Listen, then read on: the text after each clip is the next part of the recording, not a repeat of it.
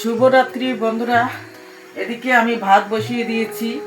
আজকে 6টাতেই আমি ভাত বসিয়ে দিয়েছি, কেননা দুপুরে আজকে আমি রান্না করিনি, সেজন্য আজকে আমি তাড়াতাড়ি রান্নাটা বসিয়ে দিয়েছি। এদিকে ভাত বসিয়ে দিয়েছি, আর এদিকে লাফা শাক নিয়ে এসেছে।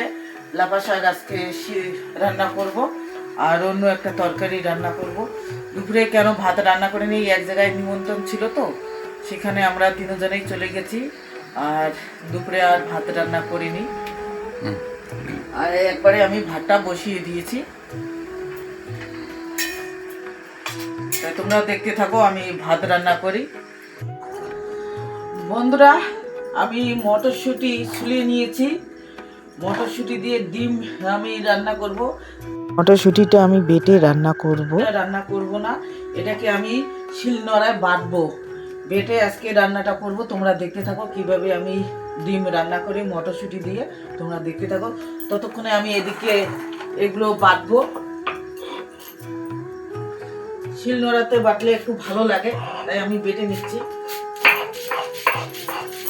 বন্ধুরা, এদিকে আমি শিলনোড়াটা আগেই ধুয়ে রেখে দিয়েছি। রেখে এখন বাটা আমি শুরু করেছি।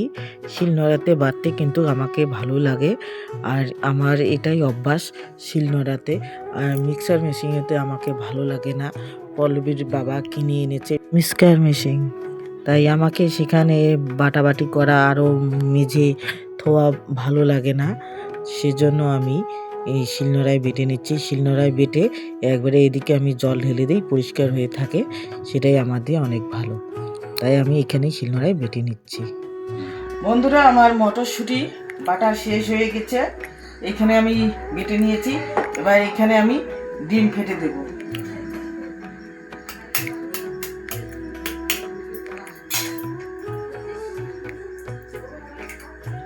এই যে ডিম এখানে ফেটে দিলাম। বেশি দিব না, মেয়ে তো ডিম খাওয়া বারণ, সেই জন্য আমি দুইটা ডিম নিয়েছি।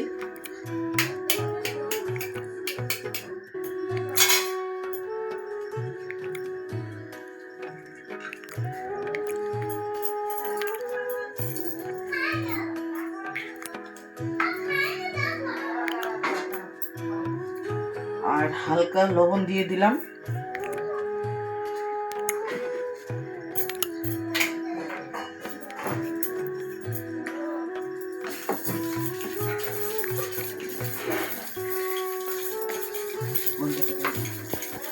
গুলো আমার গুলিয়ে নেওয়া শেষ হয়ে গেছে। এবার আমি ভেজে নিচ্ছি। দুটো আমি এদিকে 2 ভাগ করেছি, 1 ভাগ আমি ভেজে নিচ্ছি, আর 1 ভাগ আমি পরে ভাজবো, মানে 2 ভাগ করে নিচ্ছি। একবারেই ভাজা ভালো হতো, কিন্তু কড়াইয়ের মধ্যে একবারেই ভাজা হবে না, সেজন্য আমি 2 ভাগ করে নিলাম।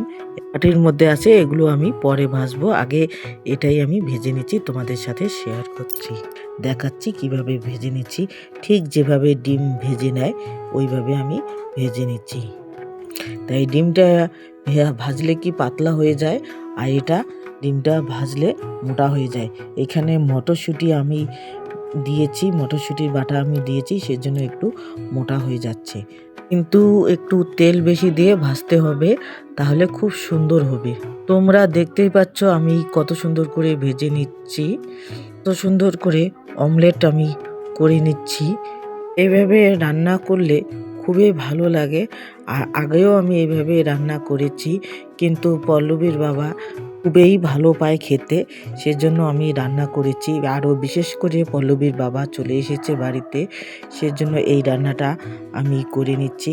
আগে আমি করে নিচ্ছি মশলা দিয়ে খেয়েছি, শুধু মশলা দিয়েছি আর টমেটো দিয়েছি বেটে, ওগুলো দিয়ে করেছি।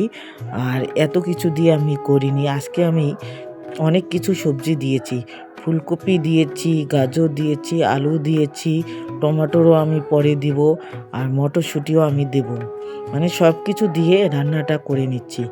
এর মতন করে আমি এই রান্নাটা কখনো করিনি। আগে শুধু আমি মশলাটা কষিয়ে নিয়ে সেখানে আমি দিয়েছি ডিম অমলেট, এইভাবে ডিম অমলেট করেছি, সেখানে আমি দিয়েছি ডিম অমলেট। আর আজকে আমি সব কিছু দিয়েই রান্নাটা করে নিচ্ছি। জানি না কেমন হবে, তোমরা দেখতে থাকো। আমি কিভাবে রান্না করি। আর যদি আমার রান্নাটা ভালো লাগে তাহলে লাইক শেয়ার সাবস্ক্রাইব করে আমার পাশে থাকবেন। দিকে তরকারিটা বসিয়ে দিয়ে আমি কিছু মশলা বেটে নিয়ে নেব, তাই তোমাদের সাথে আর শেয়ার করিনি। এত কিছু শেয়ার করা সম্ভব না, তাই আর শেয়ার করা হয়নি। আমি কাঁচা মরিচ, শুকনো মরিচ, জিরে, একটু আদা, পেঁয়াজ, রসুন সব কিছু আমি বেটে নিয়েছি। আর এদিকে আমি টমেটোরও দিয়েছি তরকারির মধ্যে, একটু মটরশুঁটিও দিয়েছি, দিয়ে আমি রান্নাটা করে নিচ্ছি। মানে সবাই ঘুমিয়ে পড়েছে, আমি এক হাতে মোবাইল ধরেছি আর এক হাতে আমি রান্নাটা করে নিলাম এইভাবে। আর এত কিছু দেখানো আমাদের সম্ভব হয়নি, মানে আমাদের খুবই খিদে পেয়েছে। মেয়ে তো আমাদের পড়াশুনো করে ঘুমিয়ে পড়েছে, আমার রান্নাটা করতে একটু লেট হয়ে গেছে। আগে আমার রান্নাটা বসিয়ে দিয়েছি, তোমাদের সাথে শেয়ার করেছি যে আমি 6টার দিকে ভাত বসিয়ে দিয়েছি, কিন্তু ভাত আর শাক রান্না করে আমি এক জায়গায় আবার চলে গেছি, তাই তোমাদের সাথে শেয়ার করা হয়নি। আজকে আমি ভিডিওতে দেব শুধু রান্নার।